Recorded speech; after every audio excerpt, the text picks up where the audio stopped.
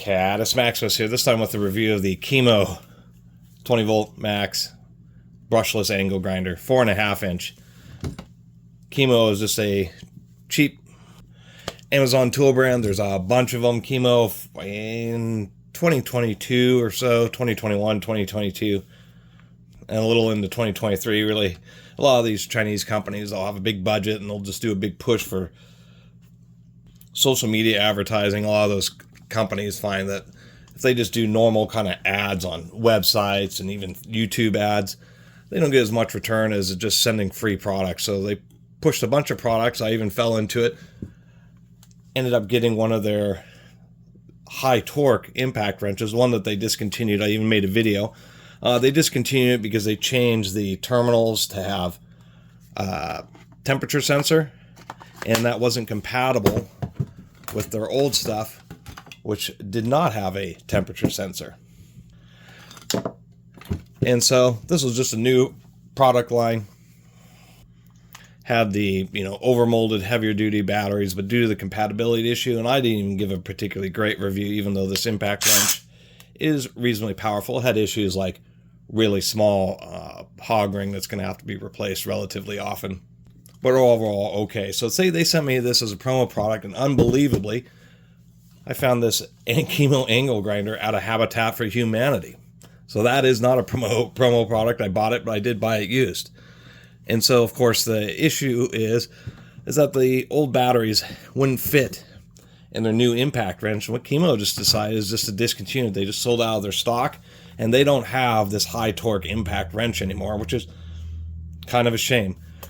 This battery is compatible with both tools, and it's compatible with the old charger. It's just that the old battery doesn't have the extra slot for the temperature sensor.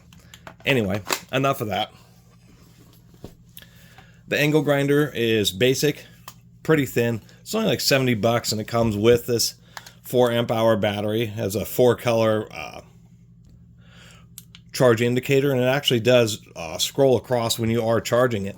This is a slightly older unit, I think, from 2021, because it came with this fast charger, which is a 3500 milliamp hour or 3.5 amp hour charger, and it's actually a halfway decent charger.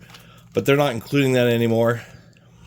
Apparently the added cost was just not worth it to them, and meant that they had to raise the price probably another $5.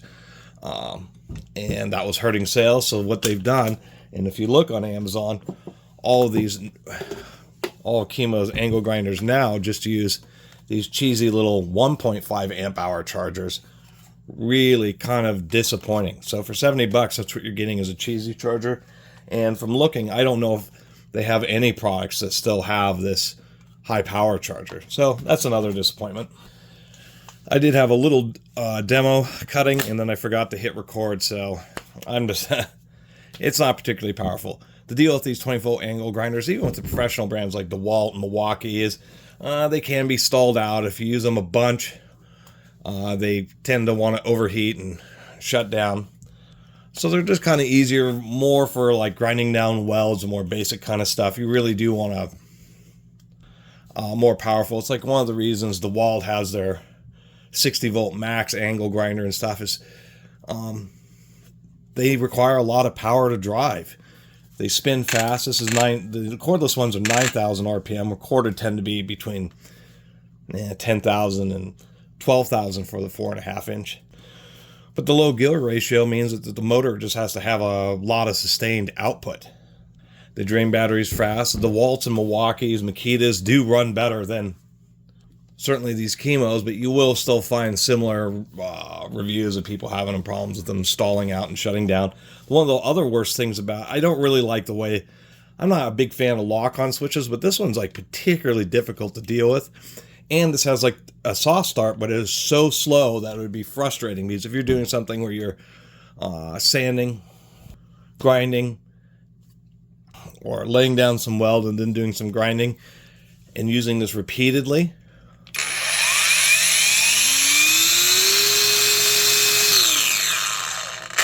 that's an insanely long soft start.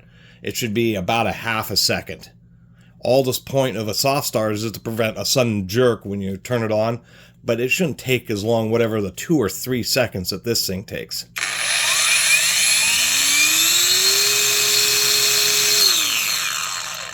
The reason you get that loud sound when they slow down is just due to the nature of the strong permanent magnets in a brushless motor. That's also why you get this kind of cogging sound. That's absolutely normal. It does not have much startup torque. It does detect lockup. And that's another issue is because it's so slow starting up, people are just going to turn it on and immediately apply it before it's spun up, and it's going to send it into its stall protection. And I think that's a big portion of why this particular grinder has quite a few of the it stalls out and doesn't work complaints. Is because it's not going to apply full power until it gets through its soft start sequence.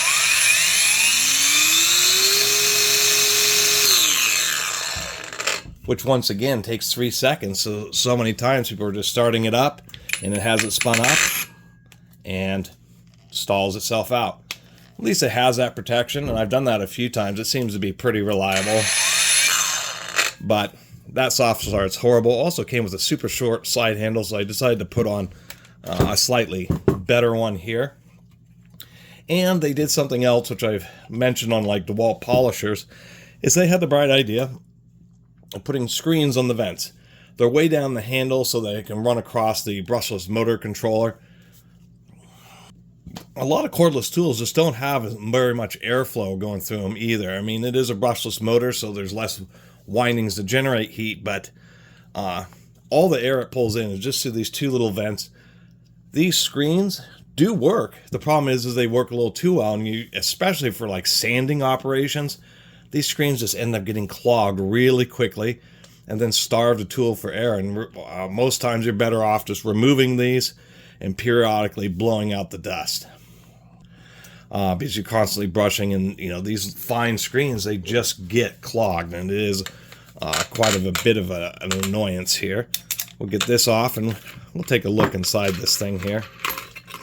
So it actually turns out that it's a European. I've complained about this before, but it's a 14 millimeter arbor, not a 5/8 16, which is the North American standard. But in Europe, 14 millimeter is more of a standard, and so a lot of these Chinese tools are shipping with 14 millimeter arbors, but it's making them.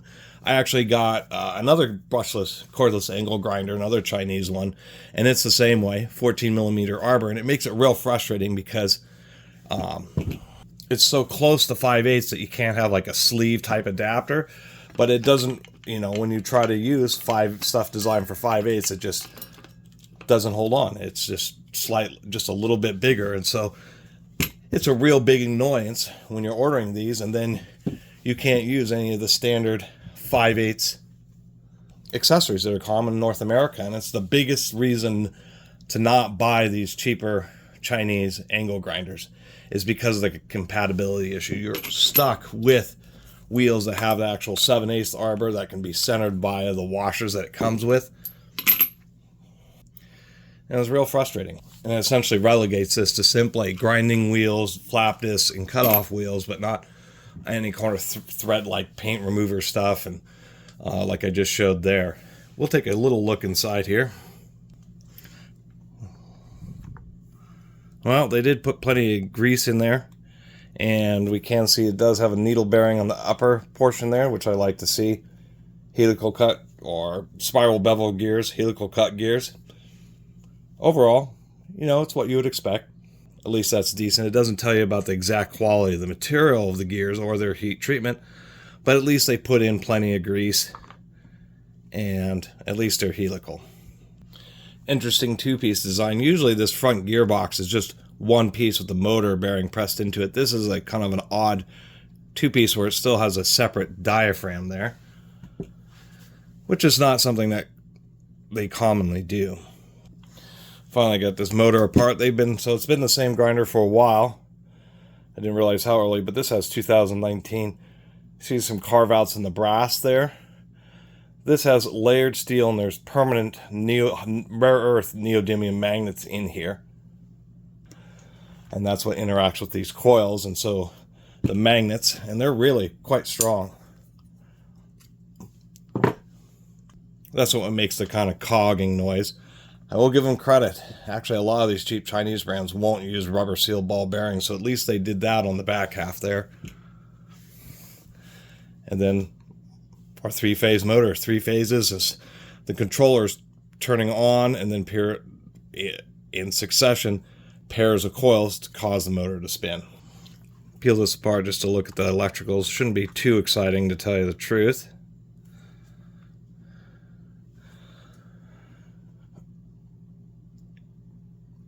PA6. See how much fiberglass they got in here.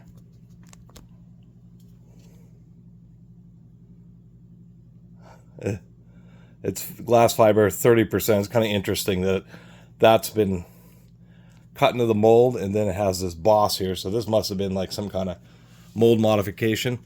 It's a decent structure that's, you know, relatively standard. What also is relatively standardized is these types of switches for angle grinders, these push button style.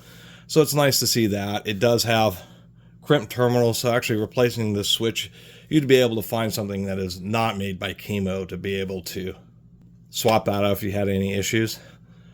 Not a lot else in there.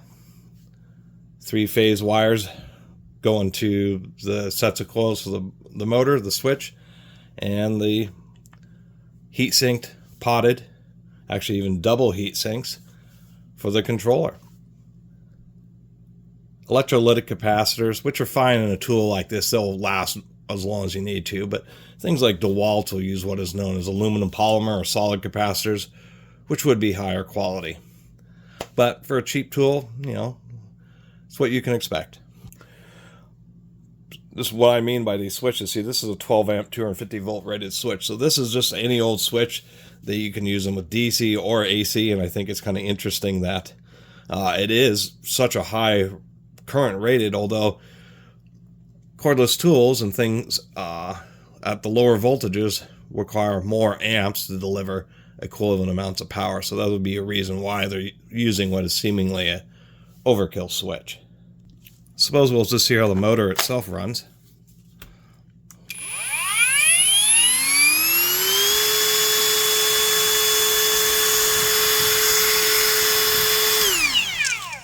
Barely any air coming through there, to tell you the truth. No wonder people complain about this particular unit overheating so quickly.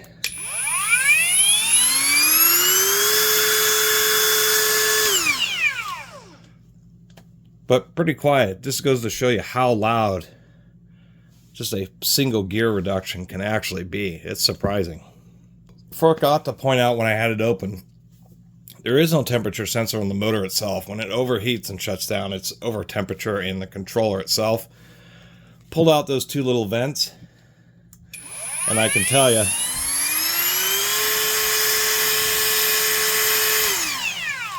quite a bit more airflow. And it's not a big deal. Just periodically get in there and blow it out with some air, and that'll break up the dust, and a lot of it will just get pulled right through the tool. If you use it a whole bunch, it's not real complicated just to pop it apart and blow out the internals, but this is going to help out a lot with its ability to deliver under more sustained usage. Quick note, because I'm tired of reading complaints about this online regarding grinders. If you're using thin cutoff wheels and you put this nut, the nut has 2-sided, so you use the recessed side so that when you put on the nut, it actually secures the disc properly. However, when you're using something thicker, such as this, then you have the opportunity to actually use it the other way around. In this case, this is still pretty thin, so generally speaking, you just run the nut in the face down position, and all your wheels will always be nice and tight. Cordless angle grinders are among the tools that drain batteries the quickest because they're running at full power continuously. Think about it. If you're using cordless saw, recip saws, circular saws, cordless drills, impacts, none of them are quite the same as an angle. Angle grinder is like a sander. It just runs non-stop until you turn it off, and so they tend to really suck down the batteries. And let's pull this apart. And one of the things, well, that's also fiberglass reinforced nylon, so decent battery shell. For some reason, the Chinese, what they've discovered, it's kind of interesting. So these are swappable panels. So this battery style probably has a variety of different branding on it. We actually have a Baiwei, B-A-I way. Oh, it's some kind of brand. Really stands out. Anyway, what they found is that it's cheaper for them just to have a simple charger with just 2 terminals like this. This is their whatever it is, 75-watt charger. Nothing particularly special about it, except for when the current drops, it'll change the LED lights from red to green. The balancing does indeed exist, but they integrated all into the battery. So if the battery overloads, there's power transistors to shut it off. There's going to be, probably on the back side, there's going to be a fusible link in case it gets grossly overloaded. They do internally provide a date there. Actually, multiple places. There, probably to track the battery. I will give them credit. At least they put some, it's gummy. It feels like silicone, but some kind of protection right around these chips here to prevent moisture from here. Those are the cutoff fuses there, the overload. But they put the balancing circuits inside the battery, and we can tell because there's links across. So since it's 10 cells, there's going to be 5 pairs that are going to be charged in a balanced fashion at 7.2 volts per battery pair. And on short batteries, then each individual one is balanced, but at least it does have a balanced battery. So that's the battery and charger to this unit. And I'm going to go ahead and leave my video there. I think we basically covered all there is for the Kimo angle grinder. It generally works okay. I'm pretty sure that the reason this one was donated was that extreme slow startup, and the fact that if you load it up before it's finished its soft start, then it just sends it into overload. So people are turning it on, and after a second trying to use it, and the thing shuts itself off, and probably just makes people very displeased and angry. And probably was what this guy did, and he bought it and probably said, oh, I'm past the Amazon return window, and I'll just do a little tax write-off and donate it to Habitat for Humanity. For me, it's kind of nice to have these cordless angle grinders just as beaters. And in my case, since I already had an impact wrench, I have a couple batteries that work with it, so I'll deal with its shortcomings just because I can't afford like a nice DeWalt. I only paid like $20 for this thing. Anyway, thanks for watching.